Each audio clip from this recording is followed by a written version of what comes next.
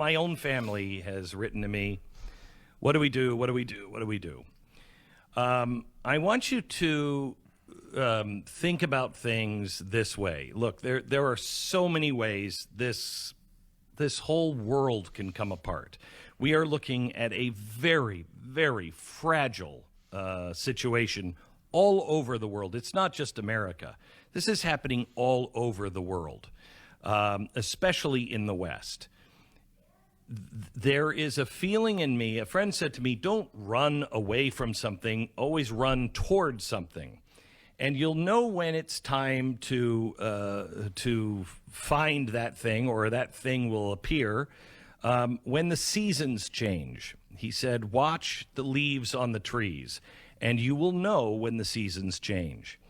I will tell you that I think we have hit a season change. I've been feeling it this last week and a half, that something is different, and it's a season change. We're entering a new phase. So some of the things that I would suggest you do, some may dismiss, but I will tell you, we are fighting evil now. We are. And evil it's just rearing up its head, and it thinks it's going to win. It doesn't know what's coming for it, but it thinks it's going to win. I know how it ends. We all know, if you're a Christian, we all know how this ends. It's just, which side are you going to be on? And it's going to be very easy to get lost and get swept up into things.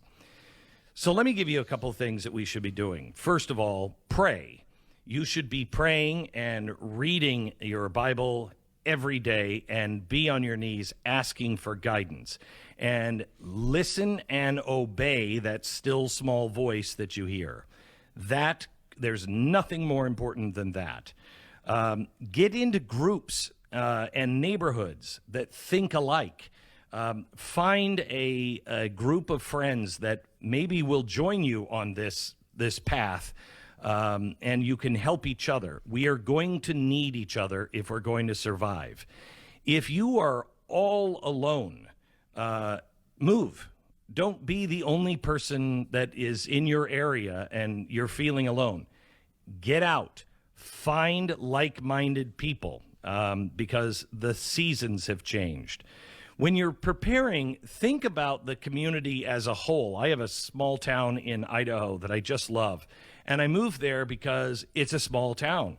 And they're all farmers, and farmers know that they're going to have to take care of each other. And right now, we are doing things as a town, like we're building a smoker.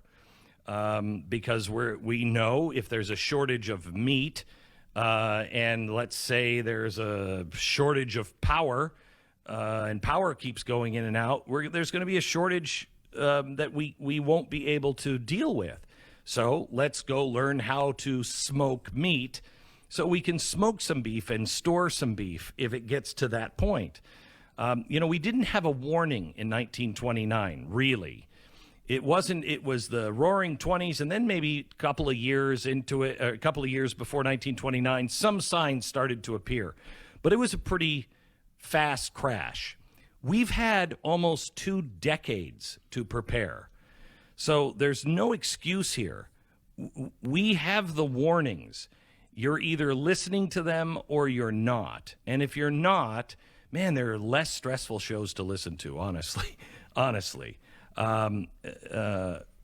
Prepare now. And here's a couple of things you can do. At this point, I would make sure that I had a week's worth of cash on hand. Why? Because if I were Vladimir Putin and we started getting hit financially, I would unleash my team of hackers and I would shut down oil pipelines. I would shut down the access to our banks. I would disrupt through hacking as much as I can. He said World War III will be fought with ones and zeros. I don't know how prepared we are for that, but he's very prepared for that. So we should be. This isn't an attack against just the government. This is an attack on us. Make the people as miserable as possible. So we could see in very short order banking holidays. It would be rational. If somebody is attacking our financial systems, then they got to shut them down for a while, and it would cause great instability. Do you have enough money just to be able to buy the things that you would need to buy so life is okay during a banking holiday? You might want to have more than that. Fill your gas tanks and keep extra gas in gas tanks. There will be shortages. Keep them tapped up so if you needed to go someplace, you can go. Call your oil heating company and tap your tank off if you can. Gas for heat and cooking. Get those tanks filled now. It'll be cheaper now than later, but also you want to make sure if there is any disruption, you're not going into it with half a tank. If you fill your pantry, you will thank me in a year.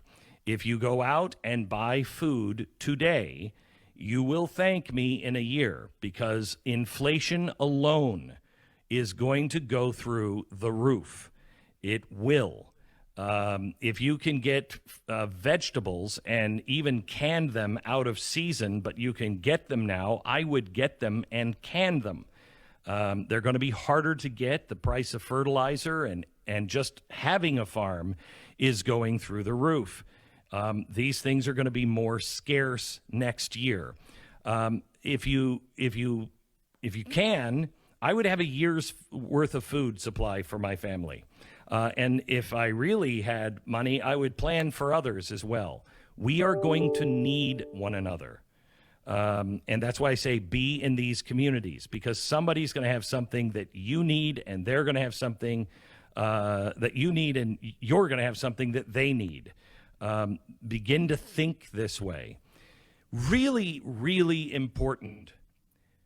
Watch the other hand. This is a very dangerous and fragile time for freedom. Look how fast Canada called people terrorists and shut them down. This is going to happen while we're not paying attention or for some other reasons. It is vital that you get involved in your local and state politics. You call your state reps and tell them to stop ESG standards from being used in your state. It is so important. These standards are pretty much what the Canadian government is doing to the truckers. Get your state to pass a law also against a single Fed coin. I'm going to give you a story here that I can't believe we missed in June 2021. The Bank of England, that's their Federal Reserve. The Bank of England has called on ministers to decide whether a central bank digital currency should be programmable, ultimately giving the issuer control over how it is spent by the recipient. Tom Mutton, the director of Bank of England, said during a conference on Monday that programming would become a key feature of any future bank digital currency, in which the money could be programmed to release only when something happened. You can introduce programmability. It happens to be one of the participants in a transaction. It puts a restriction on the use of that money.